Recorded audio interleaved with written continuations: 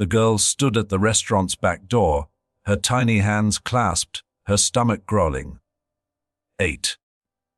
Your old me had come by every Friday since winter began, waiting patiently by the bins of the city's fanciest restaurant. She never begged, only asked politely if they had anything the trash wouldn't miss. Sometimes the kitchen staff gave her warm bread ends or scraps of meat. Sometimes they turned her away, but today she wasn't waiting for food. She had a plan. Inside, billionaire tech Martin Graves sat at his usual private table with his son Leo. The boy was 7, bright-eyed, but silent. He hadn't spoken a word in over a year, not since his mother's sudden passing. Doctors were baffled. Therapists tried everything. Martin threw money at the silence, hiring experts, speech specialists, even musicians. Nothing worked. Leo just stared at his plate, clutching a now stuffed dinosaur.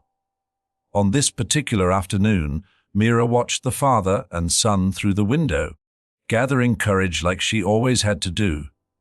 Then, with messy braids and muddy shoes, she stepped through the staff entrance and walked boldly into the dining room.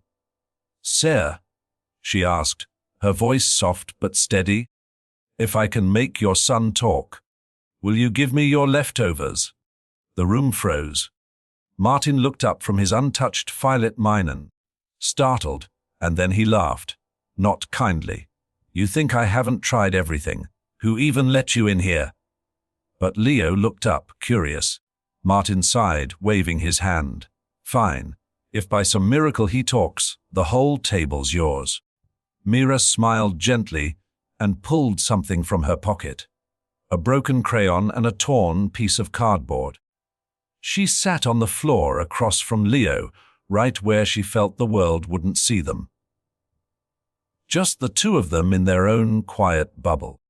"I want to draw your dinosaur," she asked. Leo blinked. Mira began to sketch. A lopsided dino with a silly hat. Leo's fingers twitched. She handed him the crayon. He hesitated, then began to draw a tail. "Big teeth, a tiny bow tie." She whispered, "What's his name?" A silence. She leaned closer.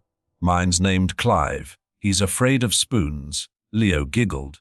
Martin leaned forward in disbelief. That was the first sound Leo had made in months. "Mine's Rory," the boy whispered. Martin stood up so fast his chair fell over. Mira didn't notice. She just nodded. "Rory's cool." Then Leo looked at his father and said clearly, "Can Clive come over for dinner?" The restaurant exploded with noise.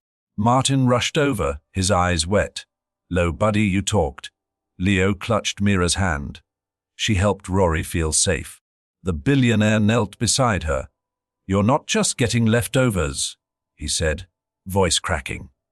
"What do you need, sweetheart?" Mira shrugged. "Just dinner and maybe a coat for my brother." Martin didn't answer. He stood, pulled out his phone, and began making calls.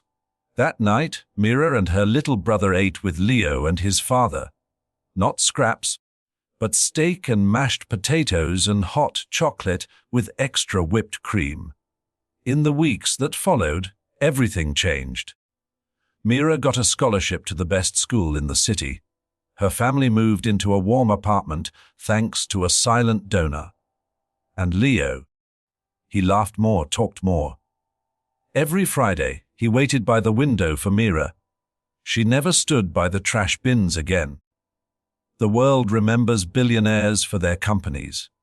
But this story, the one that went viral, that melted hearts from New York to Manchester to Vancouver, wasn't about a CEO fortune. It was about a hungry girl who gave kindness first without asking for anything but a leftover meal, and gave a grieving child his voice back. Because sometimes healing doesn't come from wealth.